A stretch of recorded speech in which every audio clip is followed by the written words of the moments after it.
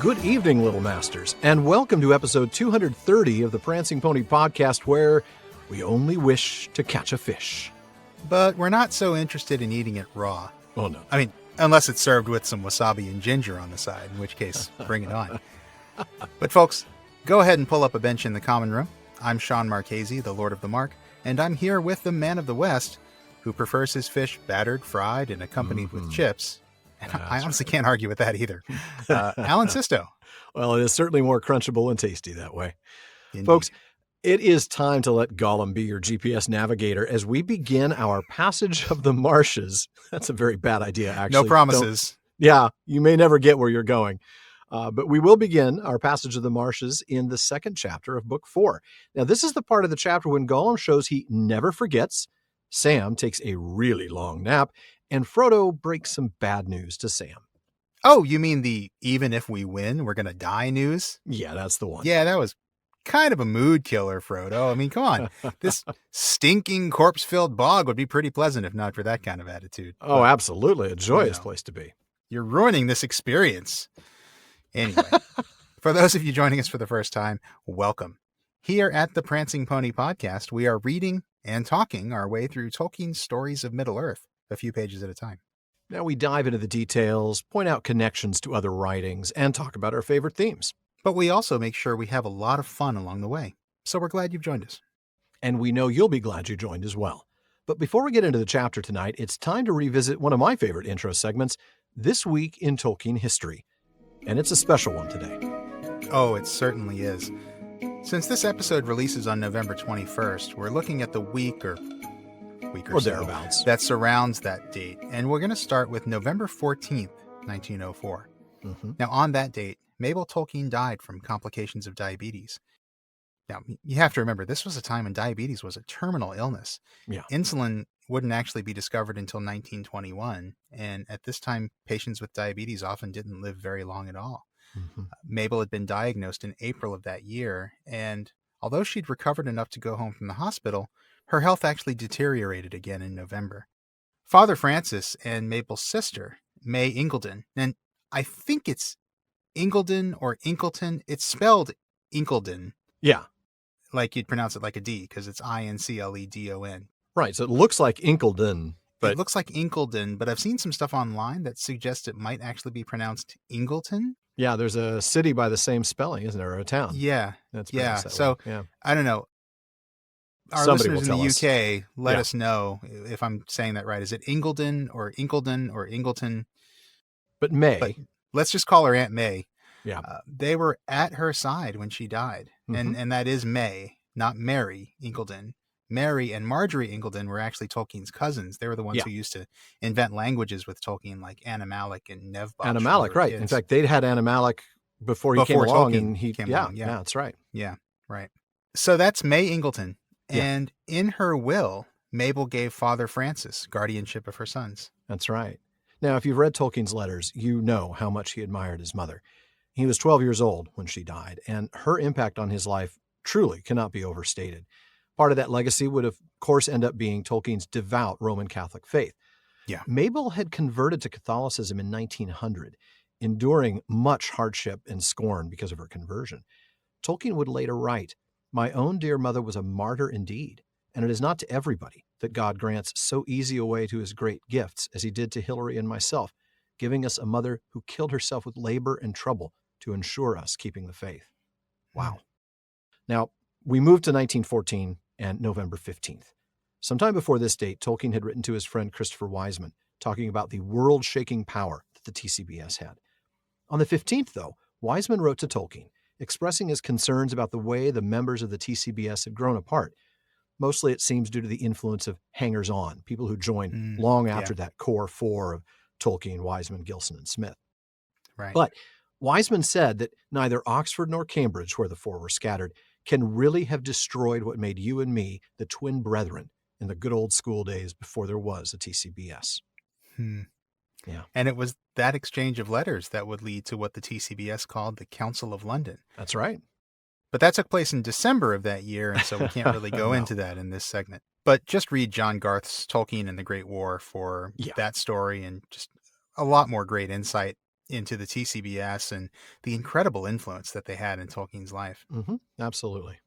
Moving forward to 1915 then. Yeah, so the very next year, right? That's right, the next year.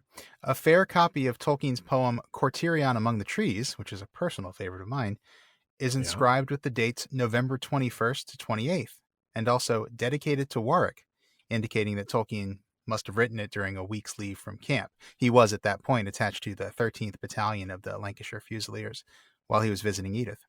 Right. And at the same time, a year later, 1916, Tolkien would be recovering at South General Hospital in Birmingham after being sent home from the front with trench fever. That's right, just 1 year. But if you're listening to this on the day this episode releases, November 21st, it was on this day in 1924 that Christopher Tolkien was born.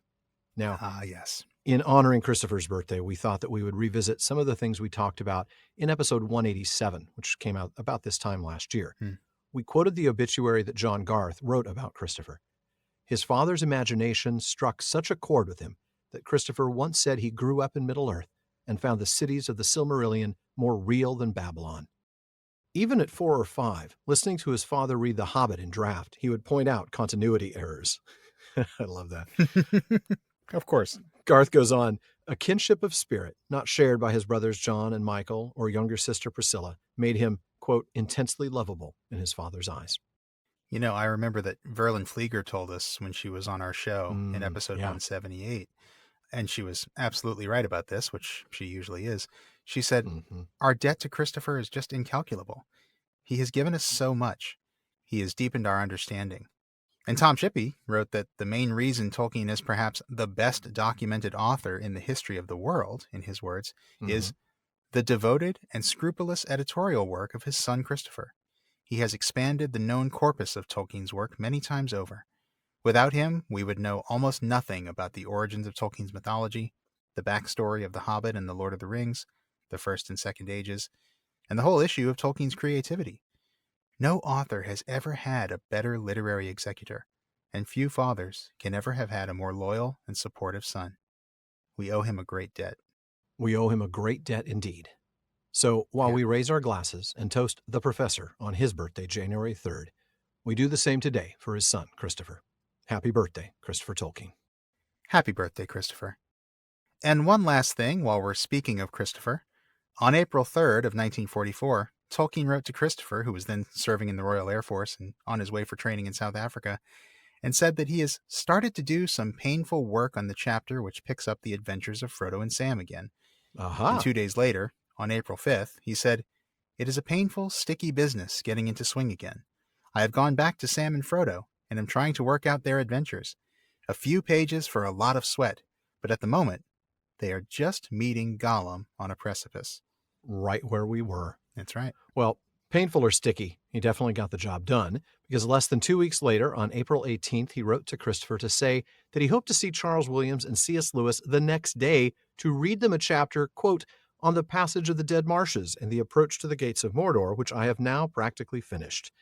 And that is why we mentioned this passage. Yes, exactly. Because that gets us to the dead marshes themselves, or at least to the approach. See, I was just going to keep them wondering with, why are they talking about April all of a sudden? I know. That's not exactly this week. That's not even this month. That's not even this quarter in Tolkien history. But it's just, we're just bringing you right in. We're just subtly guiding you. It's an interesting little segue from Christopher Tolkien through these letters into the dead marshes. What we're doing is we're leading you Gollum-like into the dead marshes. A little bit. Yeah, that's not an inaccurate statement. It's also not a comforting statement. No. Which one of us is Gollum? It's you, right? I think we determined that I'm Gollum and you're Sméagol. Is that right? No, I think it was the other way around because I'm the villain. Was it? Right. Yeah. Oh, that's true. Yeah, because I'm the nice one. Yeah. That's right. That's what we figured. Okay. Yeah. I'm the one who will feed him the giant spider. You're the one who feels bad about everything and whimpers a lot. Yeah. We need to talk about your whimpering, Sean. Not inaccurate that I feel bad all the time and whimper a lot. It's a good thing I have Jordan edit out all your whimpering. You leave a little bit of it in just to remind everybody. Every now and then. Well, don't whimper when I tell you that I'm going to have you start the chapter tonight. Okay. I will not. No, I'm excited about it. Good. Excited we are. Okay. Gollum moved quickly, with his head and neck thrust forward, often using his hands as well as his feet. Frodo and Sam were hard put to it to keep up with him, but he seemed no longer to have any thought of escaping, and if they fell behind, he would turn and wait for them. After a time, he brought them to the brink of the narrow gully that they had struck before, but they were now further from the hills. "Here it is," he cried. "There is a way down inside, yes. Now we follows it. Out away over there." He pointed south and east towards the marshes. The reek of them came to their nostrils, heavy and foul, even in the cool night air. Gollum cast up and down along the brink, and at length he called to them. "Here! We can get down here. Sméagol went this way once. I went this way, hiding from orcs." He led the way, and following him, the hobbits climbed down into the gloom. It was not difficult, for the rift was at this point only some 15 feet deep and about a dozen across. There was running water at the bottom. It was, in fact, the bed of one of the many small rivers that trickled down from the hills to feed the stagnant pools and mires beyond. All right, so we're headed there. Gollum on all fours, which seems to me like a really uncomfortable way to navigate, moves quickly, leading the way, and Sam and Frodo have a hard time keeping up. He stays balanced that way, I guess. I don't know. I guess. I can't picture trying to traverse this kind of ground on all fours and being so fast at doing so that Sam and Frodo can't keep up. Is that another one of those kind of beast-like qualities, one of those things that Tolkien gives us to make Gollum seem... we talked about how Gollum almost seems like a dog at times. Yeah. And we'll see that a few times in this episode, too. Yeah, I think so. That wouldn't surprise me. But as you say, Sam and Frodo have a hard time keeping up, but they don't seem to have to worry about him running away anymore. No. Doesn't seem to be looking for a chance to get away. In fact, he even waits for them if they fall behind. Which is interesting, but this is part of the new Sméagol. We saw this at the end of last chapter, his behavior changing immediately once he swore on the precious and they took the Elvish rope off. Yeah, that's right. And now we're seeing him speak directly to Frodo and Sam. We're getting a lot less of hissing and whining that kind of characterizes the crazier moments of Gollum. Now he's eager to please. He's even friendly. Yeah, you're right. He absolutely is. I'm not sure if that changes, Sam's particular mistrust, but no, not convincing Sam of anything. No. So he gets into the gully, and interestingly enough, it's the same one that they'd come across before, but of course now they're lower down in the hills. And that kind of reminds me that we could talk a little bit about the directions that they've gone. They come back to the north from where they met Gollum. That in turn was, of course, to the south of where they were. So if you picture, they come out into this gully, they can't get down from the gully, they go to the south, that's where they end up meeting Gollum. Right. Gollum leads them back to where they were, but they're further down the hills, and now they can go ahead and get into the gully. So they couldn't get down to the marshes from where they were before, but they were on the right path. It's a bit roundabout when you say it like that, but obviously Gollum knew the way to get them there, right? Gollum knew what he was doing. Gollum knew how to navigate them down. That's right. And now that Gollum's gotten them further from the hills, now they can actually use this gully. And Sméagol tells them, this is the way. We're going to go down into the gully. This is the way. This is the way. Sorry, I'm just... I don't think that's quite how he said it, but... Probably not, no. This is the way. Didn't have a little baby Yoda following him around. Oh, no. I do want to point out, though, that Gollum says, or Sméagol says, I went this way. Yeah. That's not, again, he doesn't often say I. No. And of course, when he does, he's always in this Sméagol frame of mind rather than Gollum. Right. And we see, especially early on, he tends to only use I in correcting himself. Like he doesn't, it's like he doesn't think to say I immediately. He doesn't think to use the first person. He'll refer to himself in the third person. Yeah. And then he'll sort of correct himself. Sméagol went this way. I went this way, hiding from orcs. Yeah. Yeah. It's really interesting. I just said, though, that he uses that when he's in a Sméagol state of mind, and now I'm hearing Billy Joel in my head. I'm in a Sméagol state of mind. Sméagol state of mind.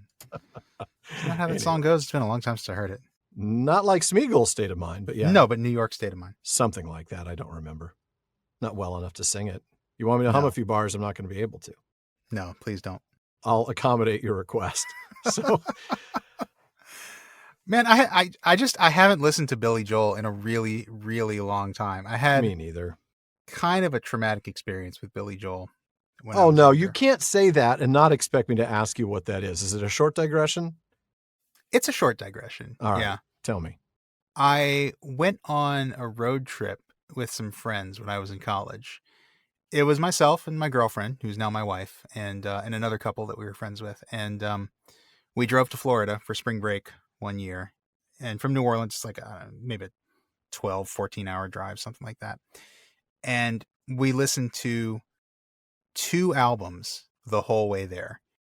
12 to 14 hours and you listened to 2 albums? We listened to 2 albums over and over You again. must have been scratching your ears off. And it was Monty Python Sings Oh, and the Best of Billy Joel. oh my God. It's the weirdest combination ever. And I so crazy. I adore these 2 people. Oh yeah, yeah. To this day, I'm not in great amount of touch with either one of them anymore. But great friends of ours. Wow. And I feel bad saying it, but man, we got sick of those 2 albums over and over again. How can you not? Any album. Even Monty Python Sings, and I love Monty Python Sings, and Oh yeah, that is. I pure played that brilliance. album a lot, and I was able to get back to Monty Python Sings, but I've never been able to get back to Billy Joel. I just can't. There might have been other albums, but I swear in my mind, it's just those 2 over and over again. We'll avoid the traumatic experience, and I'll try to avoid mentioning He Who Shall Not Be Billy Named Joel. again. You shall not be named. Yeah. Okay. Sing us a song. Yeah. No, No, don't sing us no. a song. Do not sing us a song. I don't care if you're the piano man. Don't sing us a song tonight or any other night. Oh my goodness. And it's a shame because I don't mind Billy Joel. It's No, just- he's quite the musician. But yeah, anybody who's forced in your ears for half of a 12-hour trip. Yeah. right. And I'm sure like somebody's, my wife, there was probably like 1 or 2 other albums that they listened to, but like, no, I'm pretty sure it was just those 2 over and over again. And if there was a third, we listened to it once and we listened to the other 2 over and over again. Anyway, Over and over and over. Wow. this has been way too long of a digression. It is a longer Apologies. digression than I expected, folks. I apologize. No, I'm sorry. I didn't mean to go on for quite so long, but That was a long is- one. Yeah. It was kind of long, and the truth is, I mean, Billy Joel's fine. I mean, it's still rock and roll to me, but Oh, wow. but I can't really listen to it like I once did. Well, Anyway. all I can say is please don't blame me. I didn't start the fire. No, This is it all was on always Sean. burning. So yeah. Always All right. burning. Well, folks, speaking of burning, there's a really terrible reek coming from the marshes, and it's bad. It's a heavy smell. You can kind of Yeah. feel it the way you read that text. And, if you've ever been near marshes and that sort of rotting smell, you really do know what he's talking about here. The description of it being heavy and foul. I mean, anytime you think of air being heavy, Ooh, you can imagine just how thick that is this unpleasant stench in is. every way. It's Yeah. thick. Yeah, and then he leads the way into the gully, and Frodo and Sam follow. That's right. And it's apparently a relatively easy descent, right? It's only 15 feet deep. That's about 5 meters and nearly as wide across. So if you picture that, then that means it's no more than about a 45-degree descent. Certainly a scalable climb down into the gully. Sure, yeah. And at the bottom, there's running water, just as Frodo and Sam experienced earlier. And I'm going to go back to a short read from last chapter. Thunder growled and rumbled in the distance, and the rain was still falling heavily. The hobbits crawled away back into the gully, but they did not find much shelter there. Rills of water began to run down. Soon they grew to a spate that splashed and fumed on the stones and spouted out over the cliff like the gutters of a vast roof. So that's this gully, just on the other side of the cliff. That's right. And we learn that this is one of the many sources of water that's feeding these fens and marshes beyond. Oh, yeah. Contributing to the lovely smell. The lovely smell. Well, our next passage, it was tough. I thought, well, I want to read this. But then I thought, I want Sean to read this. But then I thought we really had another option. Gollum chuckled to himself, sometimes even croaking in a sort of song. The cold hard lands, they bites our hands, they gnaws our feet. The rocks and stones are like old bones, all bare of meat. I would have loved, of course, to have had Tolkien read that entire passage, but I'm going to go ahead and pick up there and skip a bit in the next verse because, of course, we don't read the entirety of any poem. Right. That's fine. And I don't begrudge you giving Tolkien that one No. instead of letting me have it. So Well, thank you. I appreciate your understanding. So, Ha! What does we wish? he said, looking sidelong at the hobbits. We'll tell you, he croaked. He guessed it long ago. Perkins guessed it. A glint came into his eyes, and Sam, catching the gleam in the darkness, thought it far from pleasant. Alive without breath, as cold as death, never thirsting, ever drinking, clad in mail, never clinking. Then I'm going to skip ahead again, trying not to read the whole thing. Skip a bit, brother. Skip a bit, brother. And thou shalt lobst thy holy hand grenade towards thy foe, who, being naughty in my sight, shall snuff it. Shall snuff it. Amen. We only wish to catch a fish so juicy sweet. These words only made more pressing to Sam's mind, a problem that had been troubling him from the moment when he understood that his master was going to adopt Gollum as a guide. The problem of food. It did not occur to him that his master might also have thought of it, but he supposed Gollum had. Indeed, how had Gollum kept himself in all his lonely wandering? Not too well, thought Sam. He looks fair famished, not too dainty to try what Hobbit tastes like if there ain't no fish, I'll wager, supposing as he could catch us napping. Well, he won't, not Sam Gamgee for one. I can just see him now, stubbornly sticking his chin out. Yeah, He's that's not going right. to get He me won't. napping. Not Sam Gamgee for one. Nope. Oh man, this is great. I Isn't love it? this moment. This is I do too. This is just a really cool moment for Sméagol, and I think it is Sméagol here because Oh, yeah. we see that he is happy to feel the water. I mean, this is joy. This is just pure joy. He starts to laugh to himself, and Oh, then he yeah. breaks into song. Oh, yeah. I mean, absolutely. This is pure joy for him. Yeah, Yeah. no doubt. Yeah, absolutely. And then he's so joyous that he just breaks into song. Oh, there'll be no singing here. But I just rather I'd rather have a Just- fish. there you go. I only wish There'll be no wishing here. Guards. Oh, man. Oh man, Sorry. it's a very simple song. Oh, yeah. Not the kind that Herbert would There's sing. not a lot of analysis here. No. No, there's really not. I mean, it's The deeper meaning behind the lyrics. No. it's pretty straightforward. I mean, basically just a few lines telling the listener about the suffering or Oh, yeah. discomfort that Gollum has experienced in his life. The Sure. ground is hard and cold, and it Yeah. wears away at his hands and feet Now, of course, for most of us, that would only be the feet, but, Gollum. because he's on all fours. Right. I've never had the hard lands biting our hands. I've never had that happen. But, I mean, that's not just for a me. prolonged period of time. Well, no, I guess that's fair. And of course, he also goes on to point out that there's no food in these barren lands, right? The rocks are like old bones. But to the Bare contrary, of meat. water is nice, whether stream or pool. And it's nice because it feels good on your feet, right? Because it's Mhm, wet yeah. and cool. That's But right. also because there's something in the water Uh-huh. that we know Gollum loves, though it's not yet named. And of course it is fish. Right. Yeah, I was going to say rhymes with mish. All right. Well, Gollum, considering his audience, knows that Frodo and Sam may not know what he wishes for, even though it's fairly clear. So he starts to tell a bit of the story about Bilbo and the riddle game. Yeah. And he obviously has a very clear memory of the events yeah. of that day, doesn't He remembers everything from that day. He It's does. clear.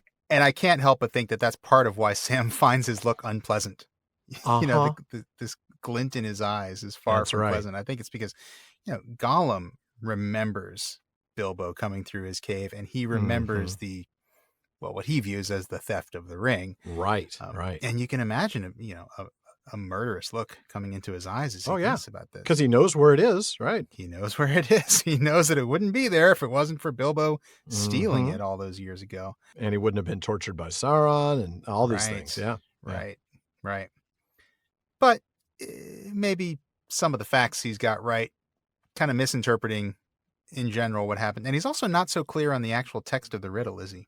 No, I mean, it's pretty close, but let's take a look. There are some minor differences. So let's go back to Riddles in the Dark from The Hobbit.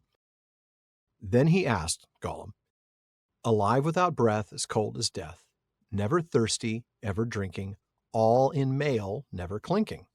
He also, in his turn, thought that this was a dreadfully easy one, because he was always thinking of the answer. But he could not remember anything better at the moment. He was so flustered by the egg question. All the same, it was a poser for poor Bilbo. who never had anything to do with the water if he could help it. I imagine you know the answer, of course, or can guess it as easy as winking, since you are sitting comfortably at home and have not the danger of being eaten to disturb your thinking. Bilbo sat and cleared his throat once or twice, but no answer came. After a while, Gollum began to hiss with pleasure to himself. Is it nice, my precious? Is it juicy? Is it scrumptiously crunchable? He began to peer at Bilbo out of the darkness. Have a moment, said the hobbit, shivering. I gave you a good long chance just now. It must make haste, haste, said Gollum, beginning to climb out of his boat on the shore to get at Bilbo. But when he put his long webby foot in the water, a fish jumped out in a fright and fell on Bilbo's toes. Ugh, he said, it is cold and clammy. And so he guessed. Fish! Fish, he cried. It is fish. That was fun. Revisiting season 2 stuff right there. Yeah, and just hearing you read it again, I'm reminded just like how lucky Bilbo is. Oh my goodness. If luck you call it, right? Exactly. Well, remember, it's the same kind of thing when he stumbles on the answer for time. Yeah. He just comes out and says, instead of saying I need time, he says time. And of course, that's the answer. And that happens to be the answer. Yeah. Unbelievably lucky. Yeah. Yeah. But notice the slight difference in Gollum's memory of the riddle versus the riddle as it's handed down to us in The Hobbit. We get never thirsty in The Hobbit, but never thirsting here. And then we get all in mail in The Hobbit, but clad in mail here. Yeah, now, subtle changes. It's not significant, but no. It's just words here and a couple of words here and there. And we did check. This was actually the text in the first edition as well. Yeah. Which is worth mentioning just because so much of that chapter was retconned after Tolkien started Lord of the Rings. But it's true. The text of the riddle was not part of it. The text of the riddle is as it is represented in the book. I guess Gollum's just giving the extended edition version of the riddle here. Yeah, because everything after that fourth line is new, right? I mean, all in mail, never clinking, but now we get the rest of it, which we didn't read, but drowns on dry land, thinks an island is a mountain, and so on. He's like giving all the appendices and everything. Right. To the riddle. Right. More explanation. In case you didn't get it after the first 4 lines, I'm going to give you, several more lines so you can figure out what it is. And I kind of love those lines. I know we couldn't read them because we can't read it all, but thinks an island is a mountain, thinks a fountain is a puff of air. I know. We're just about reading all of it, but yeah. I'm just talking about it. I know. So, of course, this instance here of Gollum talking about fish does put Sam in a very concerned state of mind. He's thinking about food now. And it was going to be hard enough to keep him and Frodo fed. Adding Gollum makes this a lot harder. Yeah, it does. Yeah, and Sam finds himself wondering, how did Gollum even keep himself nourished during all of his wandering? Seriously, what did he eat? What did he eat? And I don't know that I want to know. Of course, his mind goes to the dark place. He starts thinking, hey, if there are no fish around, I bet he would try Hobbit. But, as you were saying, he won't catch Sam Gamgee napping. He ain't going to eat me. I love that he says he's not going to catch me napping. And then what happens? Well, that's true. He does. Spoilers, Sam naps. But we'll get there. But he does not eat him. No, he doesn't. He does not.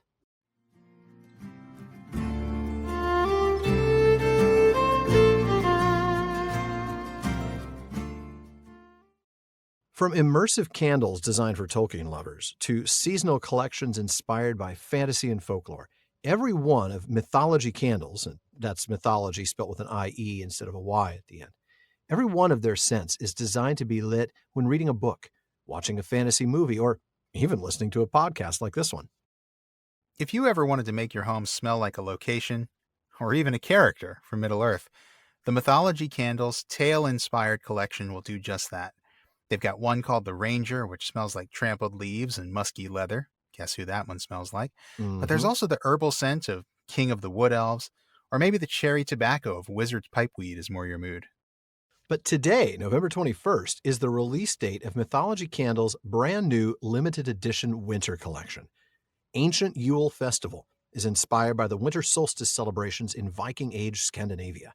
It features 6 new scents, including Longhouse Hearth, which smells like sitting by a log fire, and the Yule Tree, which embodies the scent of walking through a moss-covered pine forest. Those both sound fantastic. I know. I'm super excited for this collection. I know. And folks, all mythology candles are handmade in the USA with eco-friendly coconut wax, crackling wooden wicks, and pure natural fragrances. And they have an exclusive discount code for Prancing Pony podcast listeners to get 10% off their purchase. All you have to do is type in Gimli10, all one word, at checkout. That's Gimli10. So if you feel like being whisked away to Hobbiton or ancient Scandinavia, check out Mythology Candles, spelt with an IE instead of a Y.com, or find them on social media at Mythology Candles. Bombas' mission is simple. Make the most comfortable clothes ever and match every item sold with an equal item donated. So this holiday, when you gift Bombas to someone on your list, you're also giving them to someone in need. It's a give-give. And they really are comfy. Oh, yeah. Everything they make is soft, seamless, tagless, and perfectly cozy. Yeah, I mean, Bombas uses super soft materials. We're talking merino wool, Pima cotton, and even, cashmere. So they're also perfect for warm winter layers. And speaking of warm winter layers, you should see some of the cool holiday styles they have for when you're feeling festive. Yeah. But if you're focused on performance, well, they've got that too, with socks for just about every sport. I can tell you that's for sure. And their t-shirts are great too. Soft fabrics and really the perfect weight. They hang just right. The underwear has a barely there feel that, well, honestly makes you forget they're even there in a good way. So Bombas are definitely the coziest gift for just about everyone on your list. Mm-hmm. And thanks to their festive gift boxes, you don't even have to wrap them. Just do the giving. That's my kind of gift, I got to tell you. Yeah. Bombas are made to be the perfect gift and made to give back to those in need. So, happy giving. Go to bombas.com/PPP and get 20% off your first purchase. That's BOMBAS.com/PPP for 20% off. Bombas.com/PPP.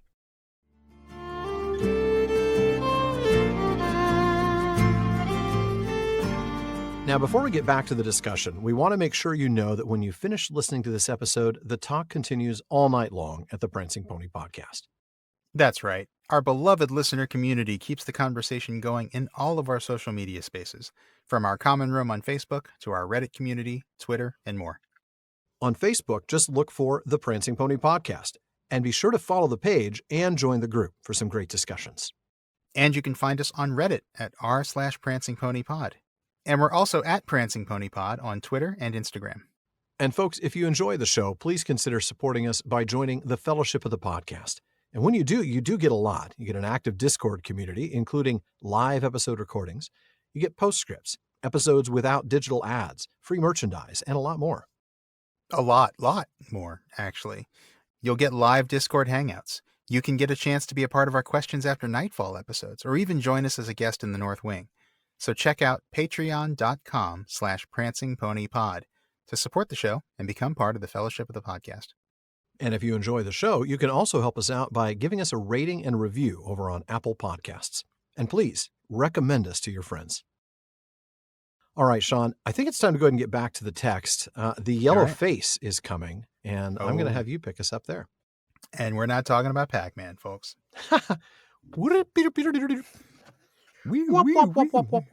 All right. They stumbled along in the dark, winding gully for a long time, or so it seemed to the tired feet of Frodo and Sam. The gully turned eastward, and as they went on, it broadened and got gradually shallower. At last, the sky above grew faint with the first gray of morning. Gollum had shown no signs of tiring, but now he looked up and halted. Day is near, he whispered, as if day was something that might overhear him and spring on him. Sméagol will stay here. I will stay here, and the yellow face won't see me. We should be glad to see the sun, said Frodo. But we will stay here. We are too tired to go any further at present. You are not wise to be glad of the yellow face, said Gollum. It shows you up. Nice, sensible hobbits stay with Sméagol.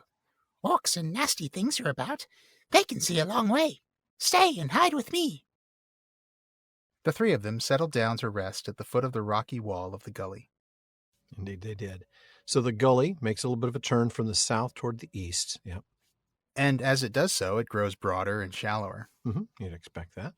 The morning comes, right? We get the line, the first gray of morning. So just to kind of bring you up to speed, it is now February 30th. Merry and Pippin are waking up in Wellinghall, a little taller, no doubt, and will soon be Yes. heading to Entmoot.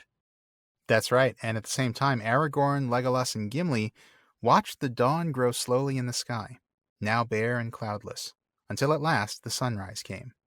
It was pale and clear. The wind was in the east, and all the mists had rolled away. Wide lands lay bleak about them in the bitter light. And not long after that, they're going to encounter Éomer and the Riders of Rohan. That's right. But back to this thread, Gollum, not looking like he's tired, stops and looks up. We get that line, day is near. And I have to say, I love the way Tolkien has Gollum personifying day as a threat. Yeah, as a threat. Not just personifying it, but seeing it as an antagonist. Right? Oh, yeah. This is something to hide from. He wants to hide from the yellow face. Something that might overhear him and spring on him. Yeah. Now, and I also noticed this is another one of those cases where he goes from third person to first person, isn't it? Oh, yeah, you're right. Sméagol will stay here. I will stay here.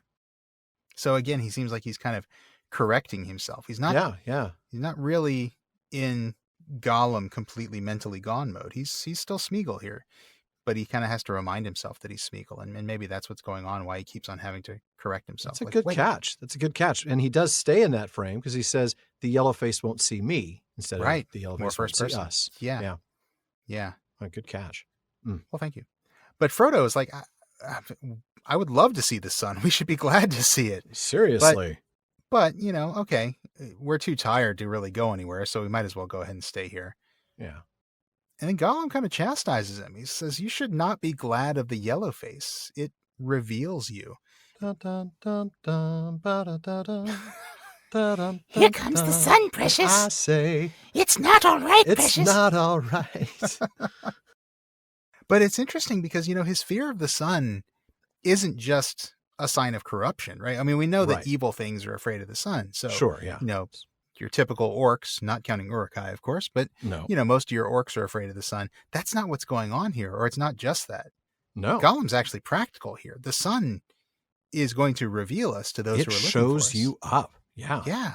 Mm-hmm. That's a very good point. I mean, his point here, of course, is that orcs and other things are about. They can see a very long way. This isn't the Eamon Muil. You're not going to be able to hide in the folds and crevices of the land very often anymore. So, take the chance that we have to hide in this gully because you're going to be spotted out there under the yellow face. It's going to show you up. Yeah. Yep. Nasty things are about. I got to ask this.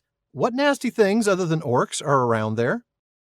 I don't know that I want to know, but what is it? I think he has to be thinking about the ring rates, if nothing else. He has to be. Yeah.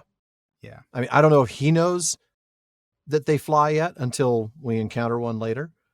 He does seem to be taken by surprise that they're able to travel in the air. But he also probably doesn't. There's no reason for him to know that they were defeated at the ford either. So he might just assume that they've been on horses the whole time. Yeah.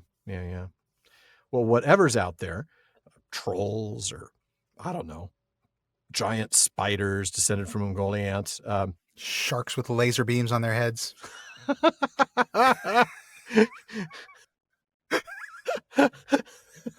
We haven't had enough Austin Powers references on this show. No, we haven't. That was really well done, sir.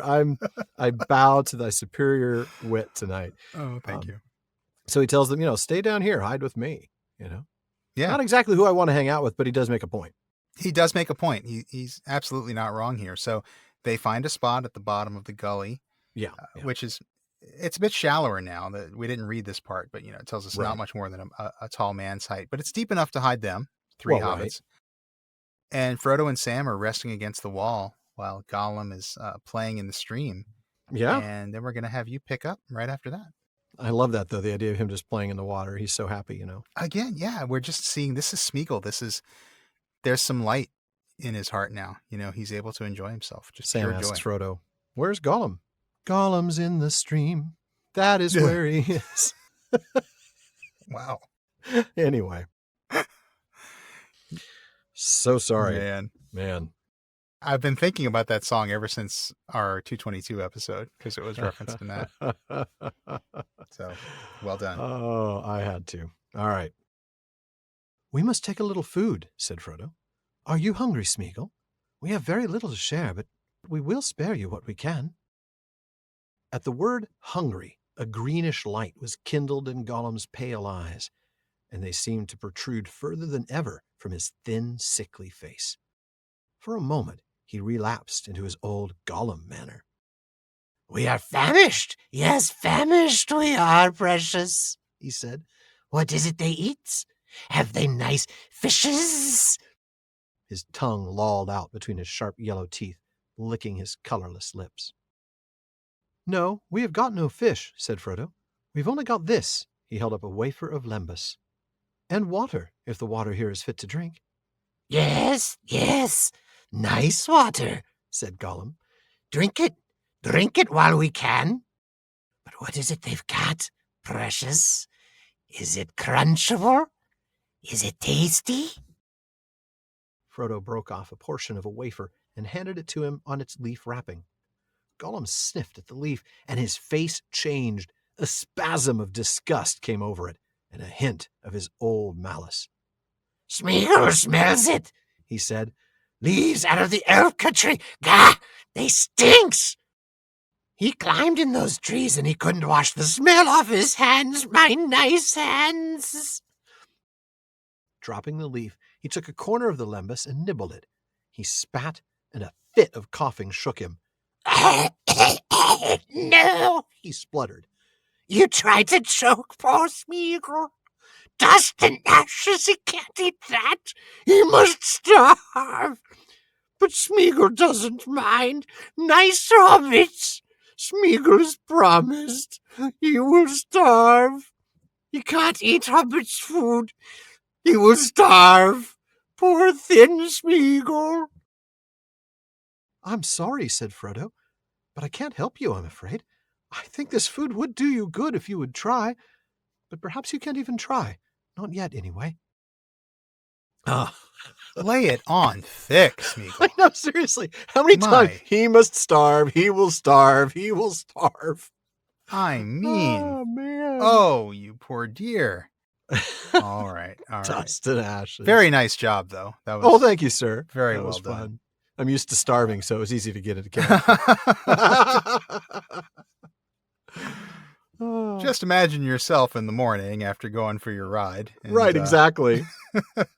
All right. Well, going back to the beginning of that passage, Frodo, being the charitable host, asks if Sméagol's hungry. And he says, well, he is a hobbit after all. He knows that he's got to take care of his guests. Yeah, that's true.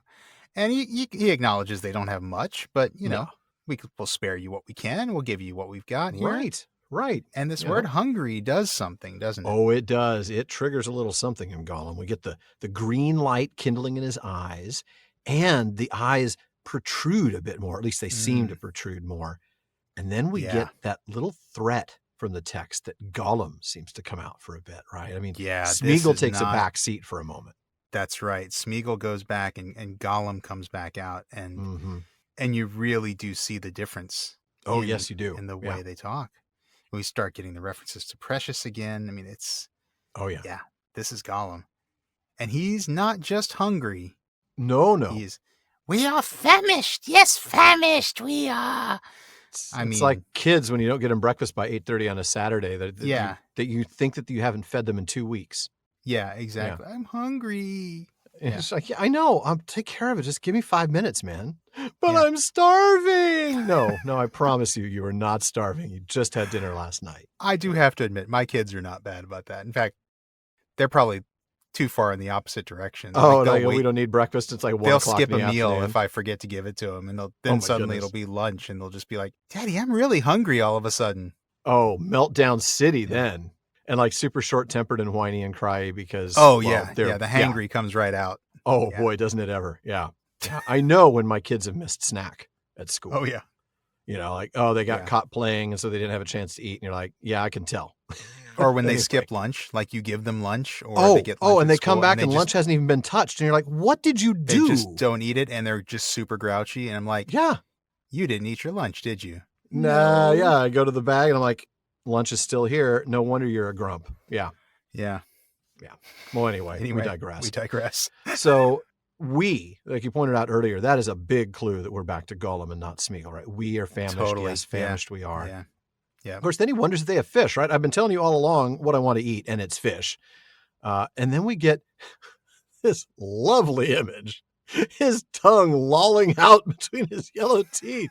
Ew! Yeah. Yeah, that's Oh, his match man. profile picture, I'm sure. Seriously, swipe down. whatever keeps this guy from Whatever coming up is my feet bad again. in that particular platform. Swipe that Whoa. way, please. Quickly. Very quickly. Should make a profile of one of the services with just Gollum's tongue hanging out through his teeth. That's just terrifying. All right. Oh, man. Yeah. And so, Frodo holds up the only thing they have, which sadly is not fish, but lembas. That's right. Sadly, if you're Gollum, right. Yeah, and there's also water, right? If it's good water, Frodo says. Which is a good question, yeah. It is a good question. And Gollum says it is good water, so let's drink it while we can, which means it's not going to be good for long. Well, right, we're going to get into these stinky marshes where you probably won't be Right. able to touch the water at all, right? Right. Then Gollum wonders what this thing is that Frodo's offering him, right? Might it be tasty and crunchable, which is funny because we just read that passage from The Hobbit where he was talking to Bilbo, and he asked the same questions of Bilbo himself. Is it nice, my precious? Is it juicy? Is it scrumptiously crunchable? And does this fish taste like Hobbit, maybe? And that was the time that my uncle was compared to a cookie. Is it? My uncle the Is biscuit. it nice? Is it crunchable? Yeah. Well, it's not bad. It's not as good as Bilbo, but it'll sustain you for the day, though. It'll be fine. Yeah. So Frodo breaks off a piece with the leaf wrapping and hands it to Gollum. Oh, man. And Gollum's first reaction, like a true food critic, is, well, first of all, the meal's just not plated attractively.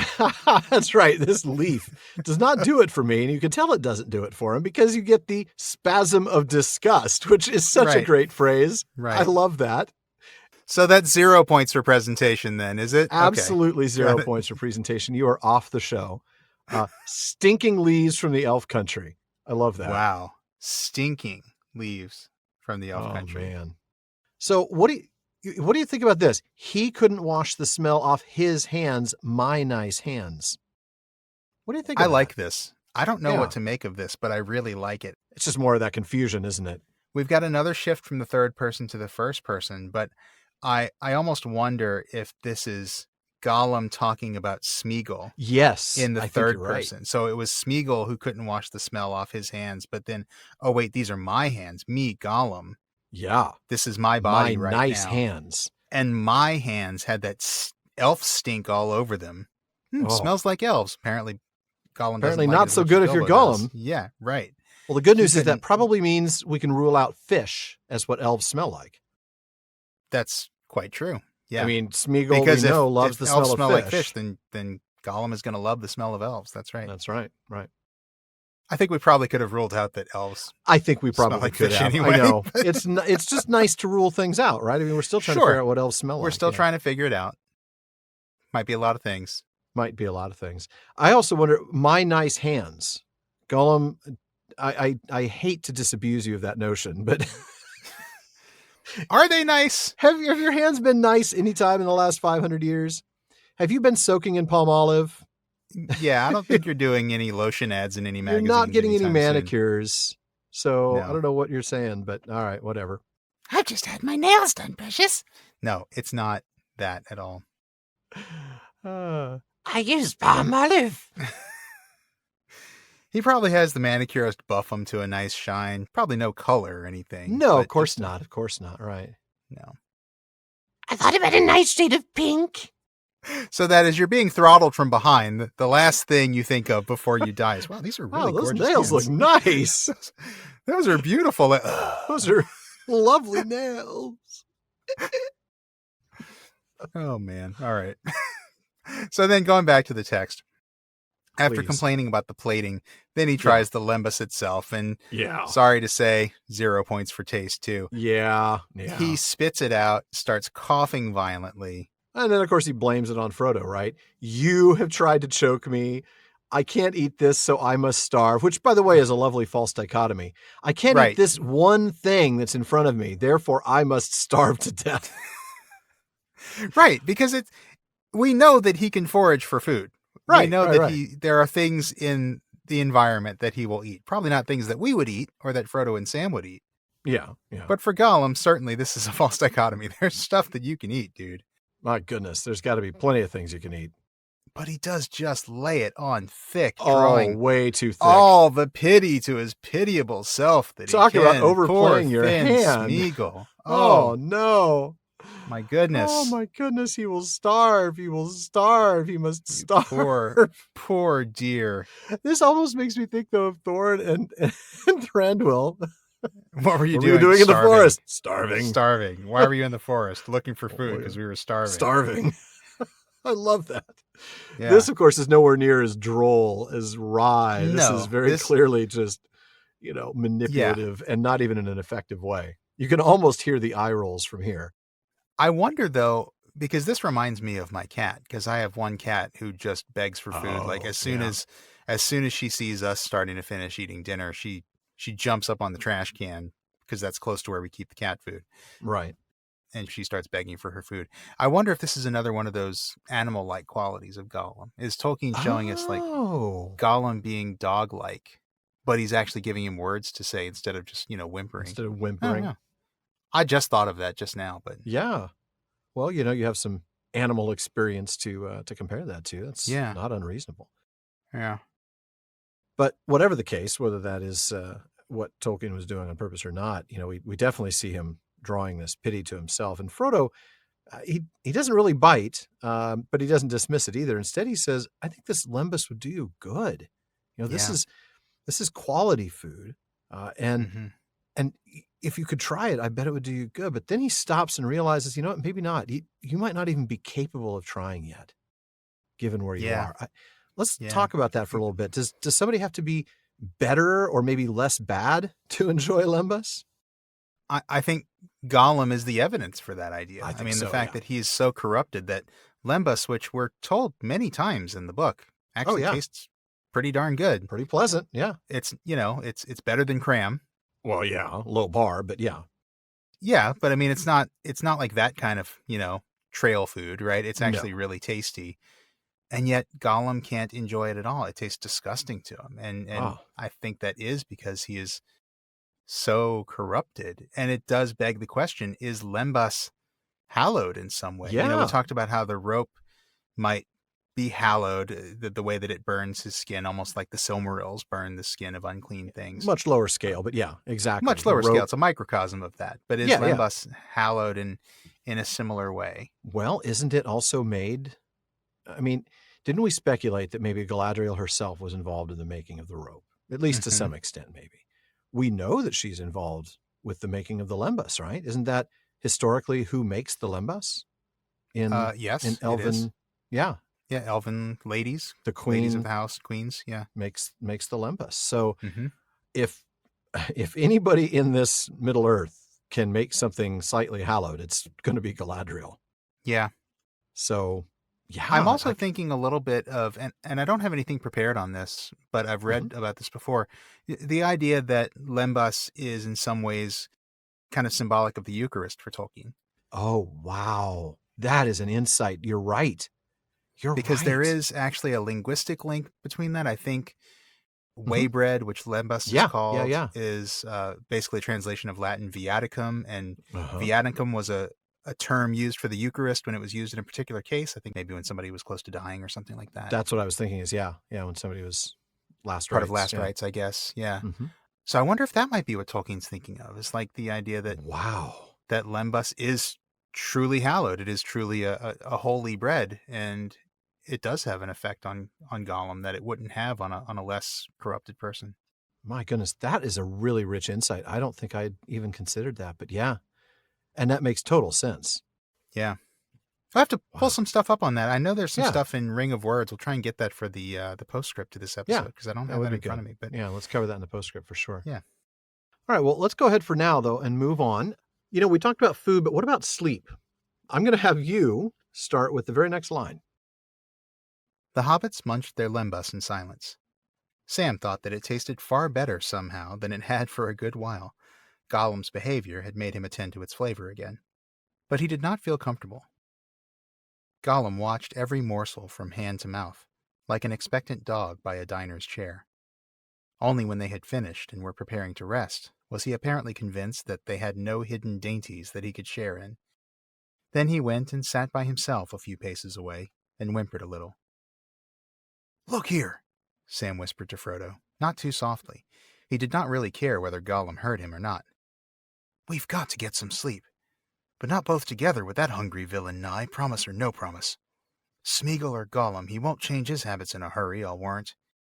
You go to sleep, Mr. Frodo, and I'll call you when I can't keep my eyelids propped up.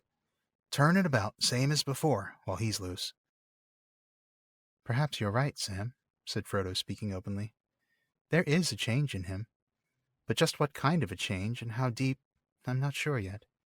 Seriously, though, I don't think there is any need for fear, at present. Still, watch if you wish. Give me about 2 hours, not more, and then call me." So tired was Frodo that his head fell forward on his breast and he slept, almost as soon as he had spoken the words. Gollum seemed no longer to have any fears. He curled up and went quickly to sleep, quite unconcerned. Quite unconcerned indeed. Well, of course, he's not worried.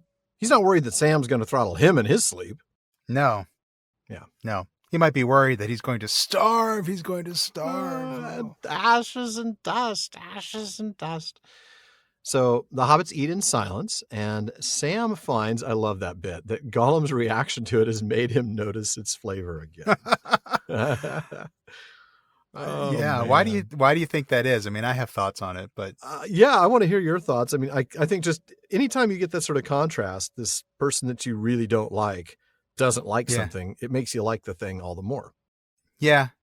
Yeah, there's that. And I think it's just that there's that moment of appreciation, which is like, yeah, this is really good. This is a lot better than I've been giving it credit for. Because like you said, because this guy doesn't like it. Right. I think it's sort of maybe a very brief moment of recovery in terms of what lembas is. Point. You know? That's a really good point. Yeah, it's sort of... Because it's all he's been having for so long. Right. And so it's become familiar. Mm-hmm. And he doesn't really recognize, he doesn't really appreciate it anymore. But now. And now he has a chance to regain a clear view on, actually, this is really good. Oh, well, thank you. That's really cool. I like that. Twice a day. But Gollum is trying not to let him enjoy it because while they're eating in silence, they are being watched, stared at, ogled. The lembas is being mentally undressed. I don't even know. Gollum is watching like an expectant dog. There's that dog thing. There again, it is right? again. That's right. My goodness. Yeah. And he just keeps on watching, thinking like, they're about to get out something good. I know. Yeah, they're about to get out the fish. They're going to right. get out the fish any minute now. Right. Where's the fish, Sam? Yep. I know you got Sam's fish got a in spicy there. tuna roll in there somewhere. It's coming out soon. No. Oh. California roll? Come on, something. Come on, something, man. One of those cooked shrimp rolls or something. Anything. Yeah. And nothing. And he finally just goes off and sits by himself, realizing also like a dog, by the way, I will say. Also like a dog. Yeah. Yeah. I'm not going to get any scraps at the table, so I'm going to go off to the side, and I'm going to sit over there, be pitiable. I'm going to whimper. Yeah. So after they eat, Sam approaches Frodo, and frankly, he doesn't give a good darn whether Gollum can hear him. You know, Nope. We got to get some sleep, Master, but we're not going to sleep at the same time as that hungry villain nigh. I love that. Yeah. It's great stuff. Yeah, and he's like, look, I don't trust his promise. Promise or no promise. You know, he's a killer, and he is not going to change.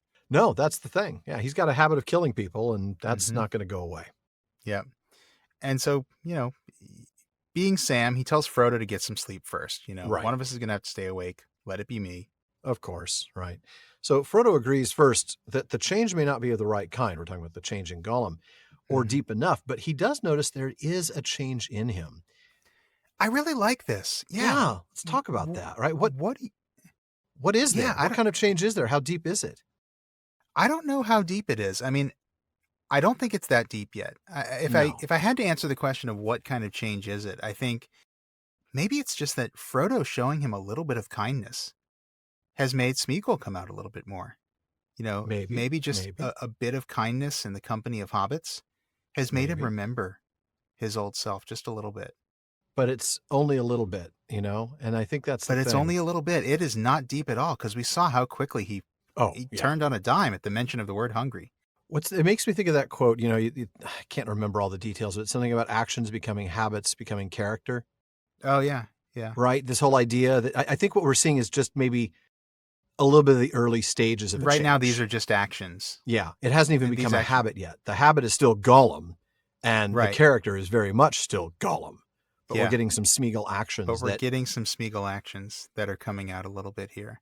so it's just way too early in the process. Yeah. It is, and it's only surface at this Yeah. point, really, Mhm. because it only takes one Oh, thing, like Are you hungry? Boom. the reminder of how he's Gollum's out. hungry. Right. Yeah, but if this is something that can be nurtured, if this is something that can Yeah. be reinforced through the right kind of interactions, Can we bring Sméagol back? sorry to Yeah. say, not the kind of interactions that Sam is going to generally bring to the table. No.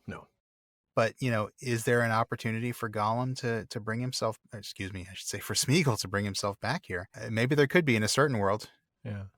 but I don't know. And we're not going to get there. I No. don't want to spoil anything. Let's cut that. I think folks know that though. I know, but I feel like we need to let the story play out. We need to analyze it as we go. Fair enough. I think though the reason that he doesn't think there's a need to fear him yet is the oath, the promise, right? Yeah. Well, Frodo seems to trust the promise, even though I think Sam so. doesn't. He knows the power of the ring. Yeah. And that's what we're talking about. It's not that, he made me a promise.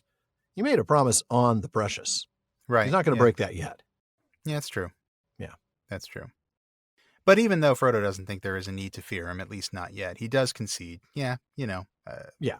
I do need to get some rest, so sure, go ahead and watch if you want. And so he agrees to sleep, but for no more than 2 hours. Because he wants Yes. Sam to get some rest too, because Yeah. he knows Sam will just Sam's stay gonna up all be night or tired. try to, Yeah. if he could. Well, we'll get to that. So yeah, Frodo immediately falls asleep. Like the minute he's finished saying this, he's out. And Gollum does as well, like you said, unconcerned, or at least seemingly unconcerned. Yeah. But of course, Sam, again, doesn't trust him. No. So he actually tests him. I love this. He gets up, pokes him, and this is just so It's so dryly funny, Sam just whispers in his ear, "Fish." Fish. I love it. Nothing I love happens, it. of And there's course. nothing, no response. No. But Sam has a really disturbing observation, right? If I was like Gollum, he wouldn't wake up never again. If I was like this guy, he'd be dead. That's interesting. But then the next part is even more interesting to me. Yeah, I think so because then immediately we see that he has to restrain thoughts of sword and rope that sprang to his mind. And that tells us, I'm sorry to say, that tells us that he's more like Gollum than he'd care to admit. Exactly. I mean, he is like Gollum because he does think is. of these things. He just can control himself in a way that Gollum can't. If thoughts become action and action becomes character, he's beginning the dark road towards becoming Gollum. He's having the thoughts. He's having the thoughts of killing Sméagol here. Yeah. Even though, like he says, if I was like him, he'd be dead. He wouldn't wake up again. And yet, as we'll find out later, that's not the case. Because we'll see in this next section. That's true. The accidental nap, and they survive. So, yeah. That's true. So the only one who's actually thinking of killing somebody right now is Sam. Isn't that sad? That is sad. Well, I'm going to go ahead and pick up right there where he sits down by his master, right? The part of that section that we didn't read. All right. When he woke up, the sky above was dim, not lighter, but darker than when they had breakfasted. Sam leapt to his feet. Not least from his own feeling of vigor and hunger, he suddenly understood that he had slept the daylight away, 9 hours at least. Frodo was still fast asleep, lying now stretched on his side. Gollum was not to be seen. Various reproachful names for himself came to Sam's mind, drawn from the Gaffer's large paternal word-hoard. Then it also occurred to him that his master had been right. There had, for the present, been nothing to guard against. They were, at any rate, both alive and unthrottled. Poor wretch, he said half remorsefully. Now I wonder where he's got to. Not far, said a voice above him. He looked up and saw the shape of Gollum's large head and ears against the evening sky. Here, what are you doing? Cried Sam. his suspicions coming back as soon as he saw that shape. Sméagol is hungry, said Gollum. Be back soon. Sorry, I'm just back soon. Bye, ta-ta for now. I love the way he's so... I'm just going to get a burger and fries. That's right. Do you want anything? I'll get a lemonade, yeah. Sorry, back to the text. Come back now, shouted Sam. Hi, come back. But Gollum had vanished. Frodo woke at the sound of Sam's shout and sat up, rubbing his eyes. Hello, he said. Anything wrong? What's the time? I don't know, said Sam. After sundown, I reckon. And he's gone off. Says he's hungry. Don't worry, said Frodo. There's no help for it. But he'll come back, you'll see. The promise will hold yet a while. And he won't leave his precious anyway. Frodo made light of it when he learned that they had slept soundly for hours with Gollum, and a very hungry Gollum, too, loose beside them. Don't think of any of your Gaffer's hard names, he said. You were worn out, and it has turned out well. We are now both rested, and we have a hard road ahead, the worst road of all. And that's where I'll stop. And we'll start talking about the nap. Boy, that sounds like a nice nap to me, huh? 9 hours? That sounds wonderful. I don't remember the last time I slept 9 hours. Seriously, at night or in a nap. Right. Just doesn't happen. Certainly not as a nap. Oh, goodness. That would actually be terrifying in a nap. Yeah. Yeah. That's one of those naps that you used to have when you were like in your 20s where you just like you fall asleep in the afternoon. Yeah. And then you wake up and it's nighttime. You're like, oh my God. What happened? Right. Yeah. What year is it? Is human civilization still standing? I'm not actually convinced that it is, but right. Is this the kind of nap that you would take after you were blackout drunk? Blackout drunk? Nicely done. Just asking. Nicely done. Asking for a friend. Asking for a friend. Oh, man. All right. Let's get back to the text here. Sure. Yeah, so Sam wakes up, and just like one of those crazy naps, the sky is darker than before. So he does realize a lot of time has passed, and he bases that on two things, neither of which is his watch. He's feeling very rested, right? He realizes I have energy again. And not surprisingly, I feel way better than I usually do when I wake up. I must have slept way better for than I longer should. 2 hours. Right. Yeah. Exactly. And of course, he also realizes he's incredibly hungry. So a lot of time must have gone by. Yeah. Yeah. And then here is where we get the realization that he has slept through the entire day, and it's been at least 9 hours. Wow. Frodo's still asleep. Yeah. But hey, good news. He's not dead. That is good news, really. That is always good news. Mm-hmm. And yet Gollum is nowhere to be found. I know. Interesting. So Sam's initial thought, of course, the name that his loving father would call him. Oh, Gaffer. Here we go again. Gaffer with the wonderful Father of the year. Father of the decade. That's right. I will admit, though, the phrase large paternal word hoard is pretty awesome, and I want one. I'm sure your son thinks you have one. I think he does, yeah. I agree. It is a very awesome phrase. So I'm going to do some word nerdery on it. How about that? Oh, right on. Let's. All right. Well, word hoard is pretty obvious on the surface of it, but it's actually originally an Old English construction. It actually appears in Old English literature, word hoard. Wow. So yeah, with the exception of not having an A in it in Old English, it's basically the same word that we have here in the text today. Wow. And it is an Old English construction, meaning a treasury of words, literally a hoard of words. Oh, wow. But metaphorically, a vocabulary. Yeah. It actually appears in Beowulf, and I'm going to read some Old English for you here today. Oh, yes. Any day you read Old English is a good day. Yeah. So, him se il deste on swarode werodes wisa word hoard on lek. And that means the oldest one answered him. The leader of the company unlocked his word hoard. Ooh, unlocking the word hoard for somebody. Yeah. And that phrase actually appears several times in Old English, the unlocking of the word hoard. Oh, that is so cool. Pretty cool. Well, the phrase does seem to have disappeared at that point, but started appearing again in the 19th century as a literal translation of the Old English word because it's an awesome word. Yeah. It is. And then because it's so awesome, it ended up catching on. And so you do sometimes see it not only in Tolkien, but Oxford English Dictionary has other occurrences of it in the last, I wanted to say the last 15 or 20 years. I don't have it in front of me, but there were some very recent usages of it. So Yeah, I say it's we pretty use cool. it. We should use it in some setting so that it continues to exist in the OED. I would love to use it. Every time one of us uses a 50-cent word, let's go ahead and congratulate each Let's other. tap into the word hoard. That's right. Let's unlock our word hoards. There we go. We're this going to one. unlock our word hoard and do Man, some And philology. now I wish that's what we had called the philology fair segment. Unlocking the word hoard. Unlocking the word hoard. Hey, well, we could change the segment anytime you want. We could. I mean, there is something cool about the alliteration, and I have had fun, let's face it, with the introduction to Philology Fair recently. You know, fan favorite Philology Fair. Yeah. You know, yeah. We always do some sort of alliteration. But yeah, unlocking the word hoard. Unlocking the word hoard with the Prancing Pony podcast. I love it. That's great. I like it. So anyway, back to Sam in the text. He realizes that Frodo was right before he went to sleep. Yeah. There really is nothing to fear for now.